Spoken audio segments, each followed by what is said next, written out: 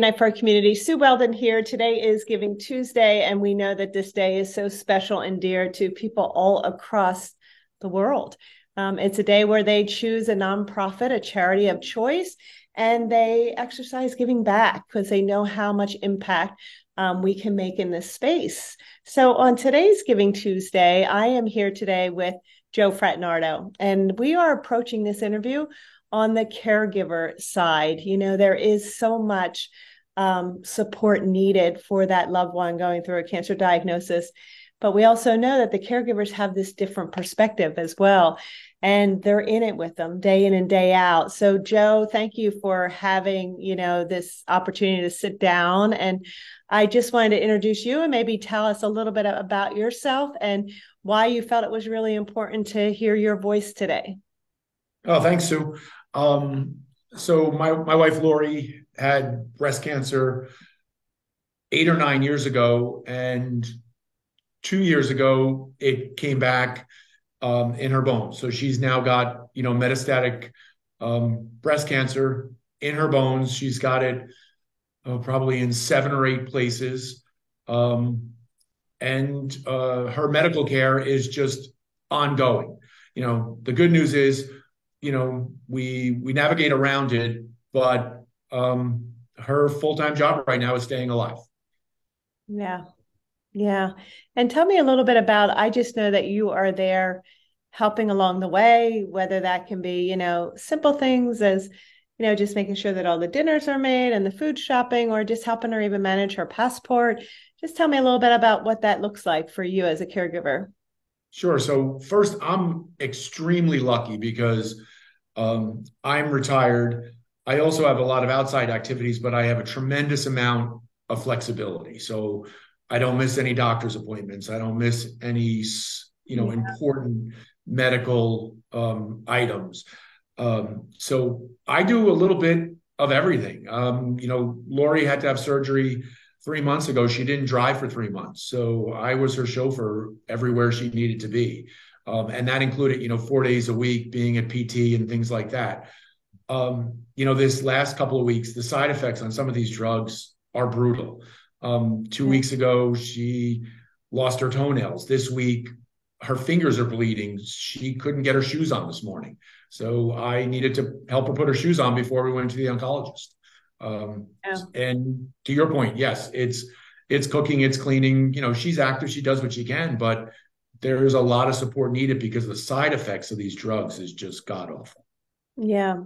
Can you tell us a little bit of how you saw like the impact of the Unite for Her program during this time? Because we know for our community that's living with metastatic breast cancer, we never leave their side, right? So we renew that passport every 6 months and really open up this big community of resources to them. And what has that meant to Laurie and actually to you, knowing that you have this as a resource day in and day out? It is tremendous, and it's extremely comforting, and it's also a tremendous amount of knowledge for us. How I look at this is, I am in very pro traditional medicine. The doctors are amazing. They're geniuses. But how I look at it is, the doctors and the medicines keep Lori alive. Unite for Her helps us help her live. And I'll just give a perfect example. One of the chemo drugs we were on a year ago, one of the known side effects is it depletes your immune system. And we hit a crossroads where Lori's immune system was plummeting. And the good news is there's, a drug to boost your immune system. However, the insurance companies want you to get into a dangerously low immune system level before they'll approve the drug. And to me, that just didn't seem like an acceptable answer. So I immediately called you. You provided me some alternatives, one of which being that, acupuncture, done the right way, can increase white blood cell counts. So Lori started going several times a week for about 6 weeks to do acupuncture. And lo and behold, it increased her white blood cell counts.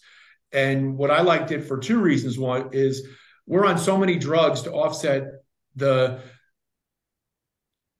sorry, now I just blubbered. We No, are on good, so Joe. many drugs to offset the side effects of other drugs. If we can find non-traditional medicine, non-traditional activities that don't require a drug to do the same thing as some of these drugs, it's so much safer and better. So not only did we have to go on another medication, we found a holistic way for Lori to improve her white blood cell counts and not wait for her to get dangerously low to figure out a course of action. Yeah, I know for us, like our goal is to just help our community stay on treatment and do well on treatment, have good quality days, be able to help them manage the side effects and symptoms, very similar to what you were saying, Joe, so that they can have that quality of life, those days that are better and be able to live. That was such a beautiful quote that you said, and together the medical community and the standard of care, along with Unite for Her's integrative care, complementary care, truly allow those in our community to live, to live and live those days full. So, Joe, what are you doing to take care of you as well? We know that it can rest heavy. Yeah. I mean, we try and balance as best we can. Um, I would say, each day I try and find some time for myself, even if it's just 45 minutes to go to the gym. Just find some downtime. You know, in one respect, her care isn't 24/7, but in another, it is because it's always on our top of mind and our Yeah. lives. Yeah. How I look at it is our lives revolve around her medical care, but we've found a way not to make her medical care consume our lives. Yeah. So we adapt. For example, there was a period of time, 2 months ago where if we were going to do something, she needed to be in a wheelchair. And my son runs Ironman races, and we knew we couldn't go watch him if I didn't push her around in a wheelchair. So we had an option, forego that, or you know what, take the wheelchair and we'll zip around. And so, was it perfect that day? No, but was it enjoyable? And we got to do what we wanted to do? Absolutely. Yeah. So we just bob and weave with what we're handed, and we still feel like, we are very lucky and living life as best as we can. And don't fret over the small things, when they hit us in the face. Yeah. Oh, Joe, well, thank you for sharing that. It's such a personal story, and we always feel so honored to be a part of that story. We know how vulnerable and we know how difficult it can be, and we have this space that we live in with you. And the fact that you allowed us to take a look at that today, we appreciate that. We know that, for those stories to get out to the community, it helps us serve more. And today is a day at Giving Tuesday where those donations really impact how many we can get to, how many in the community and the members we can get to. Right now, we're serving over 5,000 this year, and we do have a wait list of over 300. So our goal is to, get this message out, tell the story, and today is a day that people can make a big impact.